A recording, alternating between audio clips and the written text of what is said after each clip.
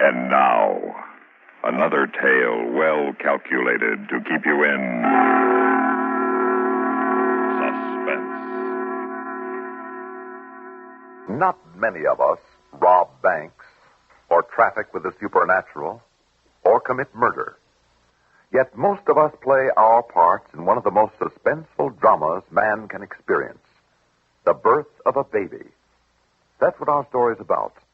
That and the Hollywood Freeway, that swift and terrifying facility built by man not for the convenience of men, but for the convenience of machines.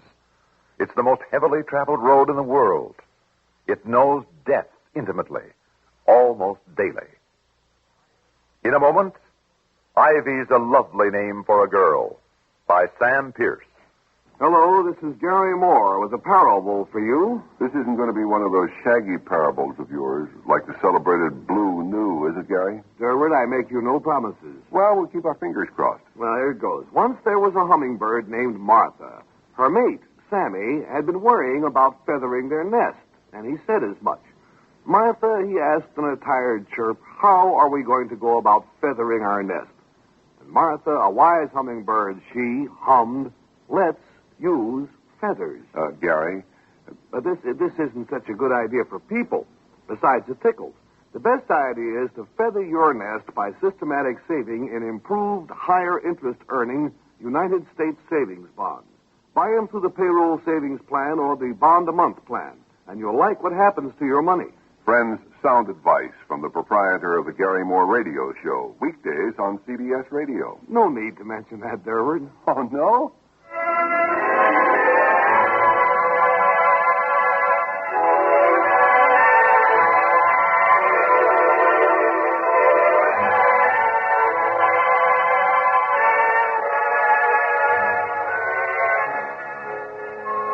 It wasn't as though this was our first baby. Robbie was 8, going on 9. It was just that Linda was out of practice, and it made her jumpy. We'd planned this thing like Eisenhower planned the Normandy landing, and yet every hour on the hour, Linda wanted to run down the checklist. She wasn't so pretty, and if I didn't love her so much, I might have gotten a little annoyed. As it was, well, a little understanding never hurt anyone. I know it's silly, Tom, but is the car full of gas? To the top. And you called Marion about coming over and staying with Bobby? Yesterday, the day before yesterday, and also today. Twice. It's a wonder your sister answers the phone at all. Did you call Dr. King today? I called him. I told him you felt fine. You told him I thought I might have to... I told him your built-in calculating machine said tonight was the night. And he said not to knock it. Mothers-to-be usually have inside information on such things. Please, no jokes. Well, he gave me the phone number where I could reach him if he wasn't at home or at the office. Tom, I'm sorry I'm such a nag about this, but I just don't want anything to go wrong. Baby. I keep reading about people running out of gas on the way to the hospital or losing their way or getting there and not being able to find their doctor. Baby, I know. I just figured I couldn't take it if something like that happened to me. I guess I'm not much of a mother. Now, you look. You're a wonderful mother. You've done a magnificent job with Bobby, and you're going to do okay with the new one. Say, where is Bobby? If we have to leave in a hurry, I don't want to have to start looking all over the neighborhood for him. Honey, he's just out in the backyard. He isn't climbing the ivy to the garage roof again, is he? Tom, I've asked him not to play in the ivy 100 times, and he says, okay, Mom, and goes right on doing it. I think you ought to speak to him. I mean, you're his father. Now, Linda, listen to me. Bobby is an 8-year-old boy. He's a healthy, normal boy with the urge to climb that every kid has had since boys were invented. Honey, that ivy on the garage is as strong and as safe as a rope ladder. He's not going to hurt himself. He could fall and kill himself. He could fall, and he'd probably bounce right up again. Tom, I want you to call him in. I want you to tell him not to climb on that ivy anymore, and I mean it. All right, honey, I'll call him. Looks like rain out anyway. Hey, you know, I just had a great thought. If the new one's a girl, maybe you should call it Ivy. Yeah, Ivy Peterson. It's a pretty name. It's a horrible name. And I don't think you're funny. I don't think you're funny at all. Oh, baby, come on now. I was only kidding. All right, I'll go out and get Bobby. Bob! Bobby!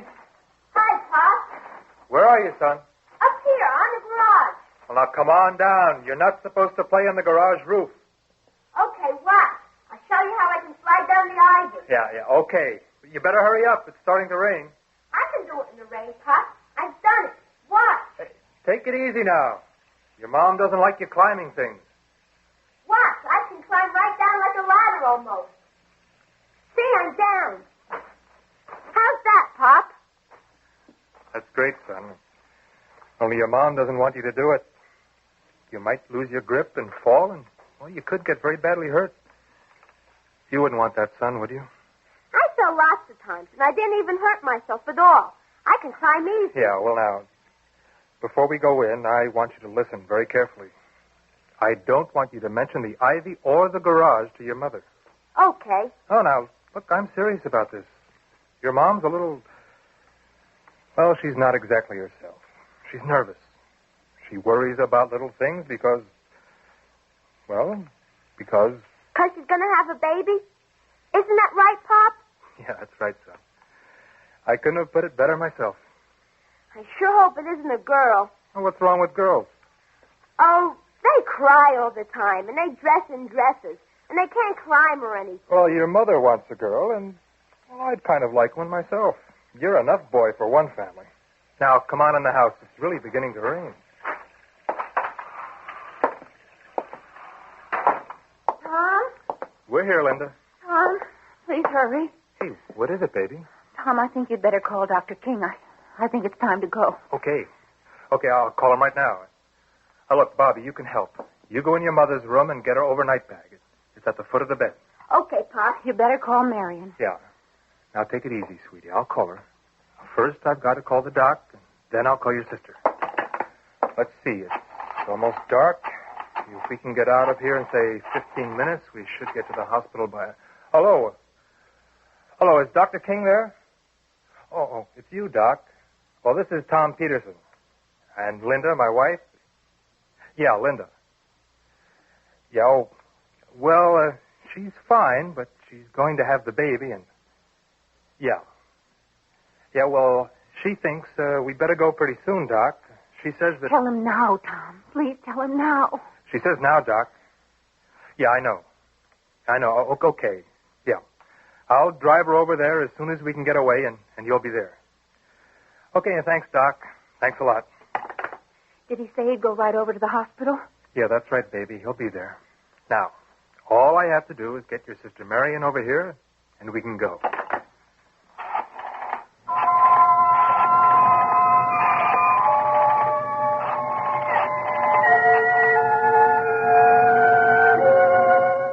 You get Marion on the phone, and that's the first hitch. She says her husband Gus had their car, and it blew a gasket or something, and well, now she's about to have hysterics because she has no way of getting over to take care of Bobby. So you make the only move you can. You tell her to forget it. You'll take Bobby to the hospital with you. Bobby. Yeah, Pop? Now, look, we're going to have to change things a little. You're going with us. Oh, boy. Tom. I can't help it, honey. Your sister got loused up with the car, and she can't get over here. So it's got to do it this way. That'll be all right. Bobby won't be any trouble. Now, will you, son? No, I won't be any trouble. I promise. Okay. Now, you all set, Linda? I think so. And Bobby's got the bag? Yeah? The car's out front? Yeah. Well, I could do without this rain. Well, you can't have everything. Tom, let's go. Yeah, honey. Okay. We're off. And don't worry, baby. There's plenty of time. I know the way to the hospital like a book. You just take it easy and relax and don't worry. Okay? Let's go.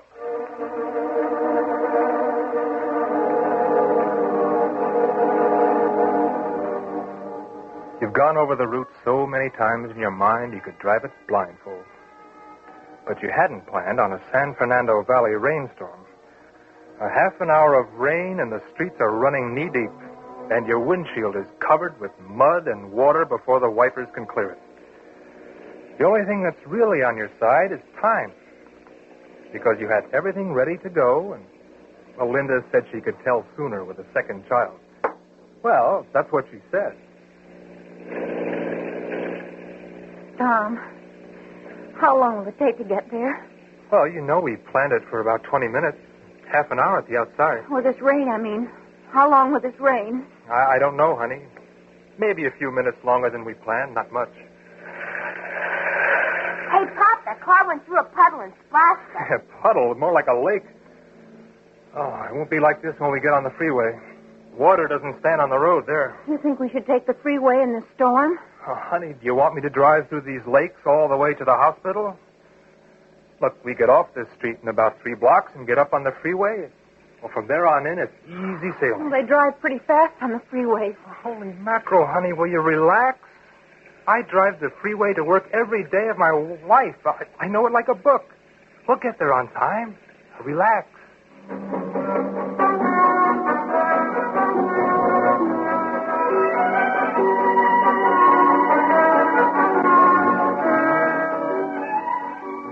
You make the turn off Laurel Canyon Boulevard, and climb the long ramp, and you're on the freeway.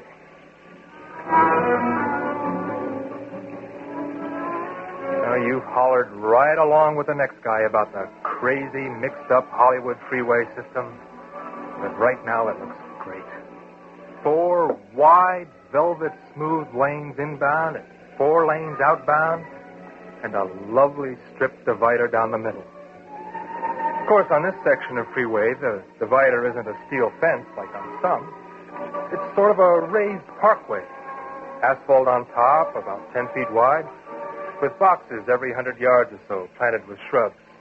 But it does keep you separated from the cars in the opposite lane. And in a rain like this, with the glare from your headlights mixing crazily with the others, it's a comforting feeling just to know it's there. Daddy, are we almost there? Almost. How much further is it? Stop bothering Daddy, Bobby. It's a little ways yet. Bobby, the Hollywood Bowl's over there on your right. You can't see it, of course, but that's where it is. And those are the lights of Hollywood right ahead of us. Will we get to the hospital pretty soon? Sure we will, Bobby. We go along the freeway here till we get to the Vermont off-ramp. Oh, then we go down Vermont a few blocks, and we'll be there. Do you know that we're going almost 60 miles an hour, Tom? I do, honey. Boy, 60. Let's go faster, Pop. Now, son, 60 is the average speed along the freeway. If you go faster, you run into the cars ahead of you. But if you go slower, you get clobbered by the cars in back of you. An awful lot of traffic for this time of night, isn't there? Nothing unusual, honey. They begin to jam up all the way to the interchange. But they all move. I never feel easy driving so close to other cars so fast. Not bad. A lot better than that old-fashioned stop-and-go routine. Oh, so long as everybody keeps in his own lane and stays moving, things are fine. How do you feel, honey? I'm all right, but I wish we'd get there. I thought you said the second ones were, well, a little more predictable. This one seems to be in an awful hurry. Well, I'm sorry, Tom. Oh, come on, baby. I didn't mean anything. I was just kidding. Tom, will you see if you can get us there as soon as you can? Oh, please. Please, not yet. Honey, just hang on. I'll see if maybe I can. Stop! It's a tire, our front tire. Tom, we're swerving. We're going up at the divider. I know, honey. Dear God. You all right, baby? I'm all right. Bobby? I'm okay, Pop. Why'd you drive up here, Pop? Tire blew out. Oh, we're lucky. No one hit us. We didn't go across the divider into a car coming the other way. We're okay. Tom, I can't stay here very long. Now, take it easy, Linda. Hold on. I'll get out and flag down a car, and I'll get them to take us to the hospital. Now, you just sit tight. I'll get out there, okay?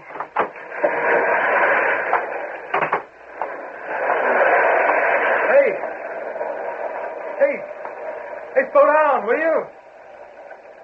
Hey, we need help. Hey! Oh, they won't stop, honey. Rather, they can't stop. Everybody's going too fast to stop. What are we going to do? Well, I want you and Bobby to stay right here. I can't get across those 4 lanes of traffic. I'd never make it. I'll walk down the dividers, the next overhead street crossing. Can you get off the divider there? Of course I can. They've got to have some steps up the inside of the cement post or a steel ladder up the outside. Oh, Tom. Oh, honey, they probably even have a phone at the base there, in a box or something. After all, nobody's built a freeway with a divider strip down the middle of it with no way off. They'd be completely crazy. Can I go with you, Dad? No, son, I want you to stay here with your mother. I'll be back before you know it. It can't be too far. Please hurry, Tom. Be careful. Now, don't worry, baby. I'll be back in a jiffy.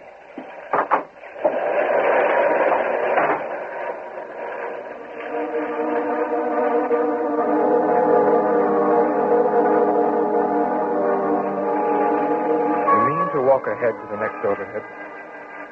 But then you remember that you passed one back about a quarter mile. So you walk back along the divider instead. You walk, and you begin to fight a crazy urge. It's like the feeling you had when you were a kid and you used to walk the railroad tracks, as if you were balancing on a narrow tightrope and you were going to fall off, step off into space. And then, after what seems like an hour, you're at the overhead cross bridge. You look at the cement pillar rising 60 feet above you to the road bottom, with the decorative vines climbing thinly up the wet cement. And you look for the stairs, for the ladder, for the phone. And there are no stairs. There's no ladder, and there is no phone. There's just you and the raised divider you're standing on, and the cement pillar, and the jigsaw of splashing headlights hurtling by you on both sides, not seeing you or not doing anything about it if they do see you. You've never felt so alone in your life. You've never felt so trapped. You've never been so scared.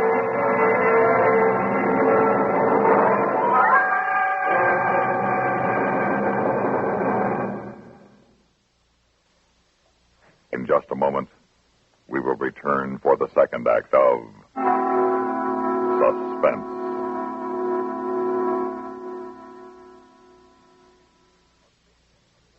A station affiliated with the CBS radio network sounds different because of a sound difference in its programs and news.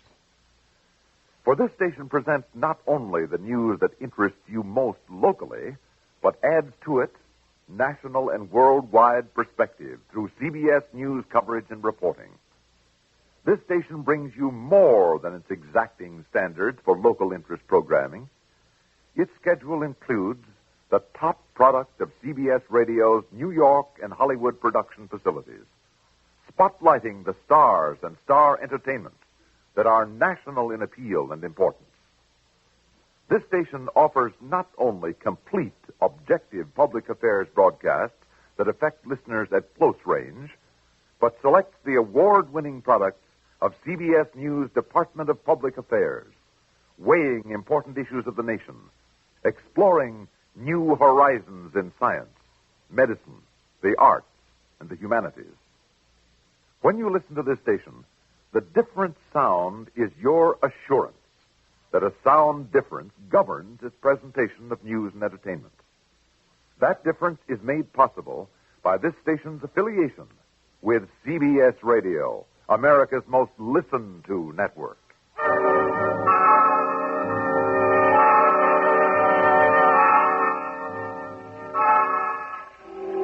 You stand on the narrow concrete divider in the rain, and you know you have to get off.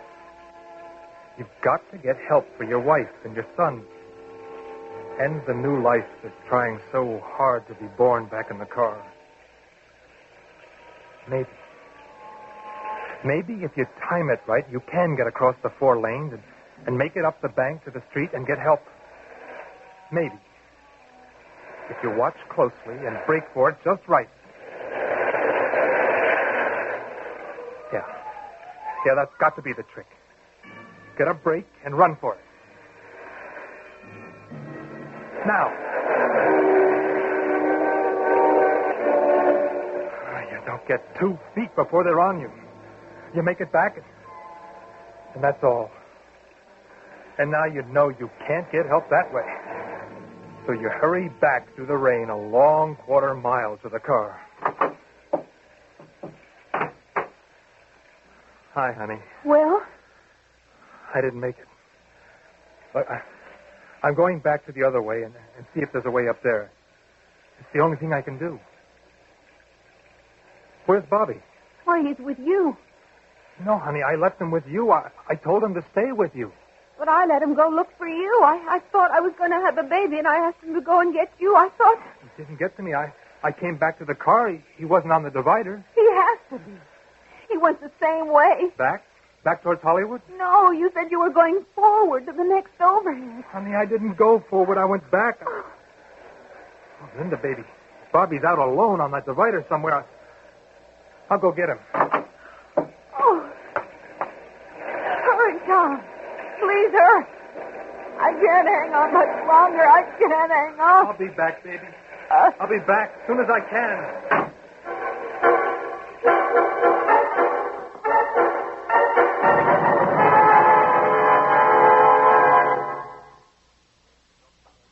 In just a moment, we'll return for the concluding act of Suspense. Hi. Maybe you'll recall this tuneful reminder of times past.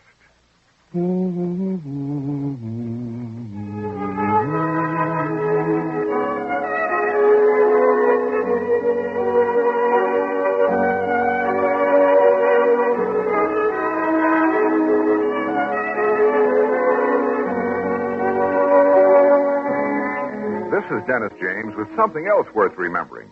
It's this. You're so right to stay regular with Kellogg's All Brand. See, it's the normal, natural way to youthful regularity. The whole brand content of Kellogg's All Brand supplies your system with all the bulk-forming food that you need every day. There's only one All Brand. It's Kellogg's All Brand. So relieve irregularity from lack of bulk, as millions do, with a bowl full of Kellogg's All Brand each morning. ALL-BRAN. It's Kellogg's All Brand.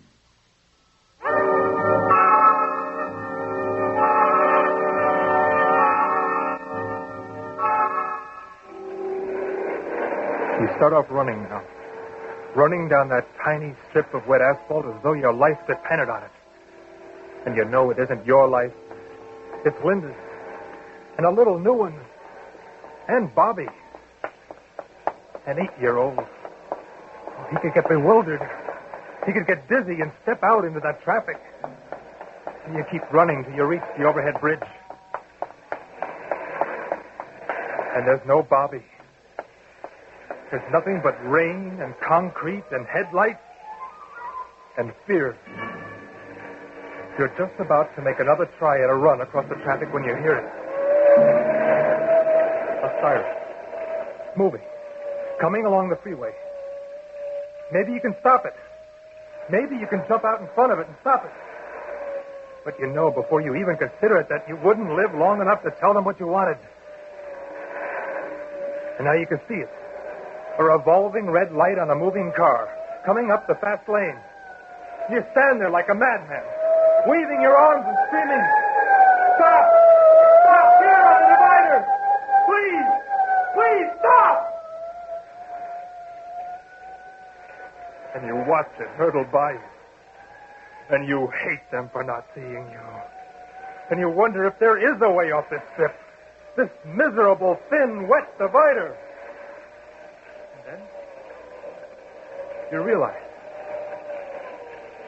the siren is dying down. Not fading away, but stopping. You look down the divider to see the revolving red light on the top of the police car, and it's stopping. By your car, it's stopping. And you run. Run back towards the car. Back towards Linda. And now you know the police car has stopped because the cars ahead of you in the fast lane are stopping too. And you run back along the damnable strip. And you run. And you run. And you run.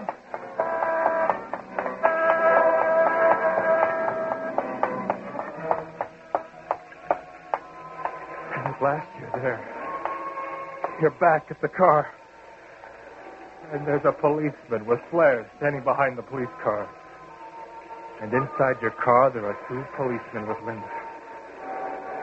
And Bobby's there, too. Hi, Pop. Bobby, where were you? Where'd you go? I went up the ivy, Pop. I thought maybe you'd climb the ivy up to the bridge. So I climbed up there to find you. Mom said for me to find you. It's okay, Bobby. It's okay, son. I guess you're the father here. Mother and child are doing fine. Mother and child? Linda. Linda, are you all right, honey? Okay, darling. It's a little girl. Bobby brought these policemen back with him. Yeah, Bobby's quite a boy. Popped up over the edge of the overhead bridge just as we were crossing. I thought I was seeing things. I wouldn't have climbed it, Pop, but I thought you were up there. Oh, it's okay, son. You did just the right thing. It was easy. The ivy was just like it is on the garage. Linda, Yes, Tom. I couldn't get off. I couldn't find any way off the divider. If it wasn't for Bobby... I know, Tommy. I know.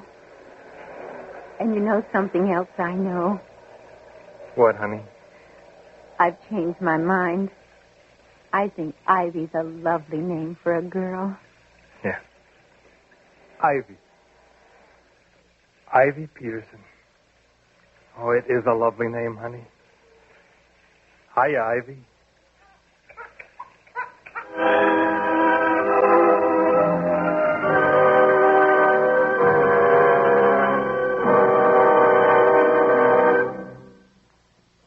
Suspense.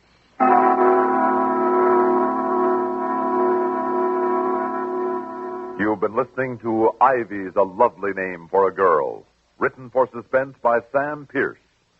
In a moment, the names of our players and a word about next week's story of Suspense. What is a newsman's first duty? His prime responsibility? It can be summed up in 3 words.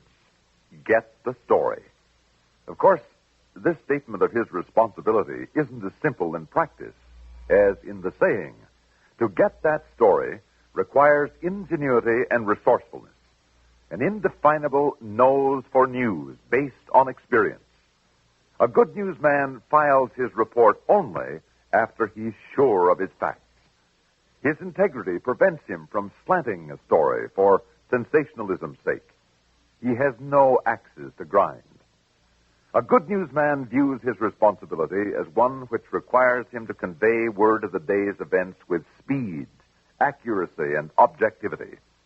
For all 3, speed, accuracy, and objectivity, the newsmen and correspondents who staff CBS news bureaus around the world are foremost in the field of broadcast journalism.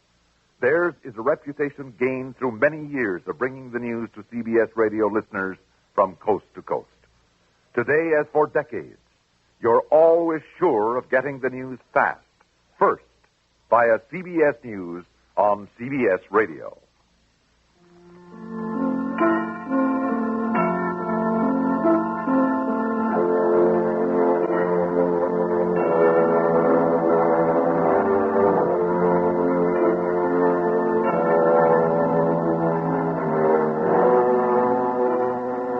Tonight's story were Phil Meader as Tom, Jane Huzzack as Linda, Johnny Spencer as Bobby, and Carl Frank as the cop.